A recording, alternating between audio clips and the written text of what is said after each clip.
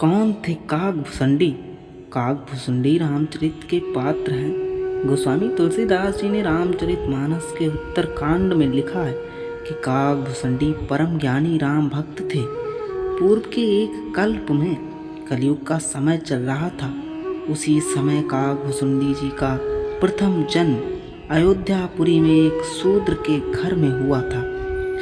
उस जन्म में भगवान शिव के भक्त थे, लेकिन अहंकार के वशीभूत होकर उन्होंने अन्य देवताओं की निंदा करते थे। एक बार अयोध्या में अकाल पड़ जाने पर वे उज्जैन चले गए। वहाँ वे एक दयालु ब्राह्मण की सेवा करते हुए उन्हीं के साथ रहने लगे। एक बार उस शूद्र ने भगवान शंकर के मंदिर में ब्राह्मण का अपमान कर दिया। इस पर भगवान शंकर ने आकाशवाणी करके उसे शाप दे दिया कि तुमने गुरु का निरादर किया है, इसलिए अब सर्प की अधम योनि मिलेगी और सर्प योनि के बाद तुझे 1000 बार अनेक योनियों में जन्म लेना पड़ेगा।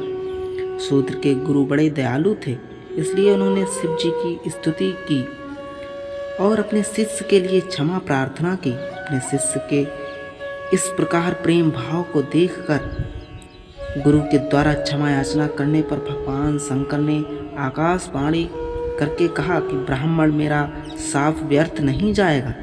इस शूद्र को 1000 बार जन्म अवश्य ही लेना पड़ेगा, किंतु जन्म और मरण में जो दुख होता है वह इसे नहीं होगा और किसी भी जन्म में इसका ज्ञान नहीं मिटेगा। इसे अपने प्रत्येक जन्म का स्मरण बना रहेगा। जगत में इसे कुछ भी दुर्लभ ना होगा और इसकी सर्वत्र अबाध गति होगी। मेरी कृपा से इसे भगवान श्री राम के चरणों के प्रति भक्ति भी प्राप्त होगी। इस तरह हर जन्म की याद बनी रहेगी। समय के साथ श्री राम जी के प्रति भक्ति भी इसमें उत्पन्न हो गई।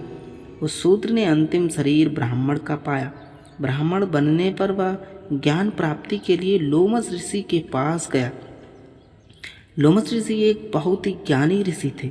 जब लोमस ऋषि उसे ज्ञान देते थे तो वह उनसे अनेक प्रकार के तर्क कुतर्क करता था। उसके इस व्यवहार से कुपित होकर लोमस ऋषि ने उसे शाप दे दिया कि जा तू चांडाल पक्षी कौवा हो जा। वह तत्काल कौवा बनकर उड़ गया। श्राप देने के बाद लोमस ऋषि को बहुत पश्चाताप हुआ और उन्होंने उस कौवे को वापस बुलाकर राम मंत्र दिया और 7 इच्छा मृत्यु का वरदान लोमस ऋषि ने उस ब्राह्मण को दे दिया।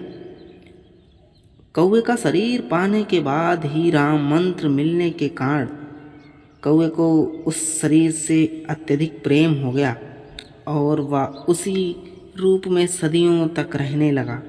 कालांतर में काकभूषुंडी के नाम से पहचाने गए इसी का नाम था काकभूषुंडी।